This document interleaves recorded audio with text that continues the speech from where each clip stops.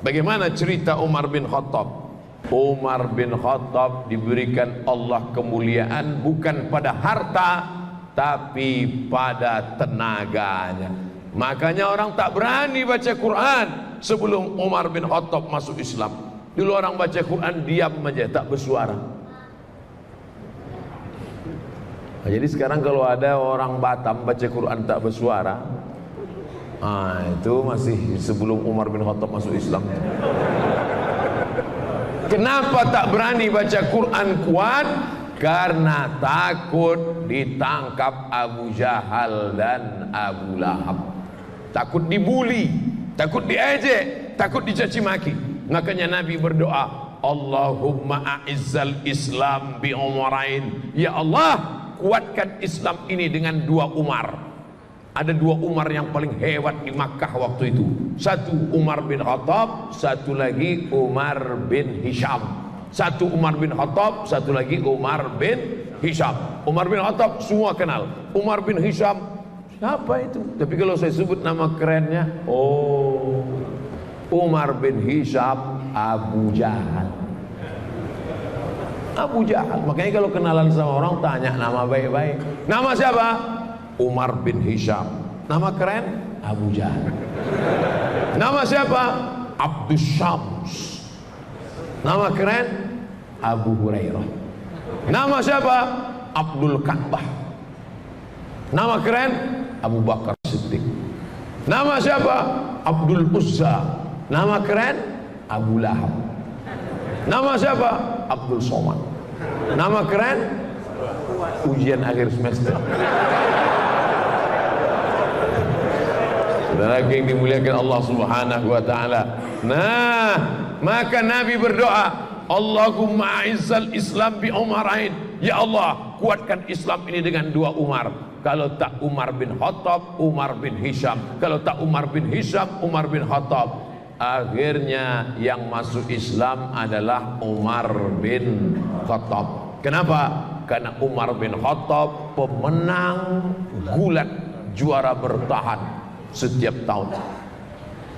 Setelah Umar bin Khattab masuk Islam, beranilah orang sholat berjamaah, beranilah orang membaca Quran, berani orang mengatakan aku Islam, karena ada backing yang luar biasa. Inilah pentingnya preman-preman nih taubat. Kalau tidak anak-anak muda takut. Mau kemana kok? Mau ke sana sebentar. Wah. Takut diganggu parkirnya, takut diganggu motornya. Tapi kalau sudah preman masuk Islam, taubat dia, hijrah dia. Mau kemana? Ngaji. Apa yang tidak nanya? Pijak batang leher gua.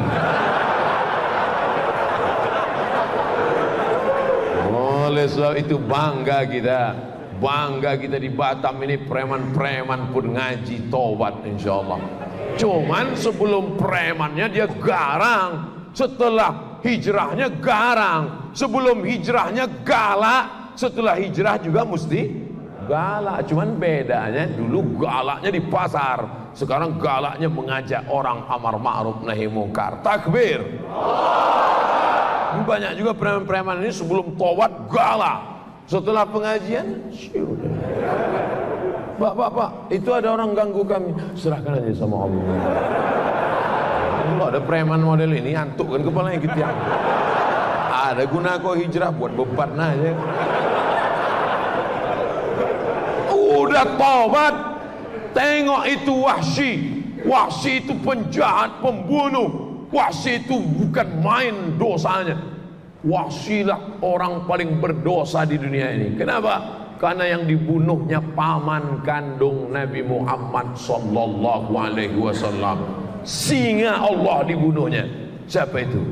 Hamzah bin Abdul Muttalib. Hazzaztu hirbati, kutusukkan tombak pendek ke tulang belakang Hamzah. Hazzaztu, lalu ku goncang-goncangkan sampai maaf cakap ujung tombak itu keluar dari selangkangan Hamzah. Lalu kemudian ku gunting telinga Hamzah, kami potong hidung Hamzah, kami tusuk pakai benang, kami jadikan liontin buah rantai.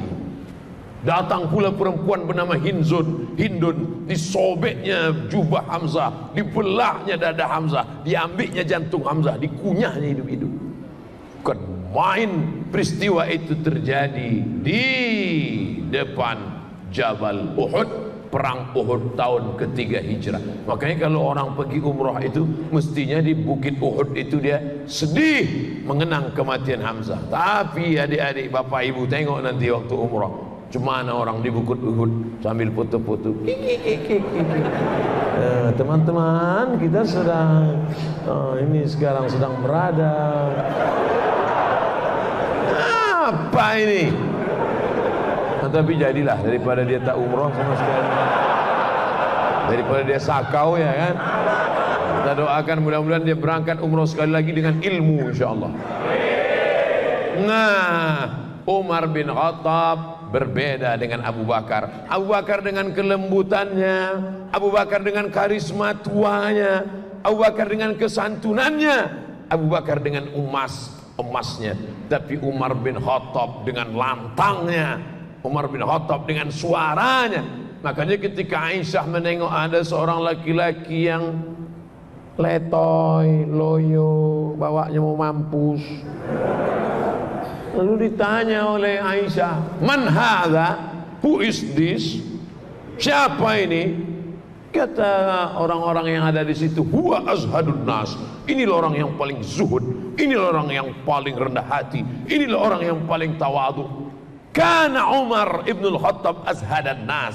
Umar bin Khattab orang paling zuhud, Umar bin Khattab orang yang paling rendah hati, Umar bin Khattab orang paling tawadu. Idza takallama asma, kalau bersuara, berkata-kata suaranya lantang.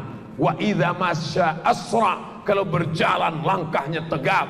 Wa idza daraba auja, kalau memukul pukulannya keras.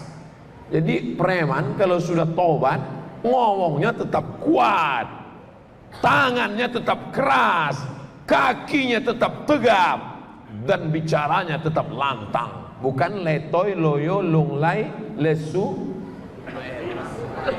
lemah, mati. Oleh sebab itu maka dia tetap lantang, tapi lantangnya menyuarakan amar ma'ruf nahi mungkar. Balik dari masjid, nampaknya anak-anak muda nongkrong di pos kamling. Anak muda, kenapa kalian tak ke masjid? Masjid. Gitu. Walaupun udah tua. Kadang banyak preman-premannya udah tua. Ke masjid lah. Bapak nggak bisa kuat lagi. Nanti ku tarik sedikit, putus tangkai jantung ini. Saudara yang dimuliakan Allah Subhanahu wa taala, Umar bin Khattab sudah beramal, tapi rupanya Allah ingin mentakdirkan dia menjadi seorang syahid. Pada masa Umar bin Khattab lah Persia ditundukkan. Padahal waktu itu ada dua kerajaan besar. Satu kerajaan Rom. Di mana Rom itu sekarang? Romawi. Satu kerajaan Faris, Persia, Iran sekarang. Rom sekarang Romawi, Roma. Lalu kemudian apa yang terjadi saat itu? Berperang antara Roma dengan Persia. Makanya ada satu ayat, satu surat dalam Al-Quran, namanya surat Ar-Rum. Ghulibatir Rum. Roma kalah, dikalahkan oleh Persia. Tapi Allah beritahu tahu sama Nabi Muhammad SAW, nanti saatnya Persia akan kalah dan Roma akan menang. Dan saat itu sahabat-sahabat lebih memihak kepada Roma daripada Persia. Pada masa pemerintahan Umar bin Khattab, Persia diislamkan. Ada satu orang yang sakit hati dengan Umar, namanya Abu Lu'lu'ah. Siapa namanya? Pas mau sholat subuh, ditikamnya Umar bin Khattab, ditusukkannya Umar bin Khattab. Akhirnya keluarlah darah dari Umar bin Khattab. Umar bin Khattab minum susu, keluar susu itu dari tempat luka tikaman itu, ditahannya sampai akhirnya beliau mati menjadi seorang syahid. Ini pelajaran, orang selevel Umar bin Khattab pun mempan juga oleh pisau. Ini baru sholat 2 kali udah tak mempan pisau.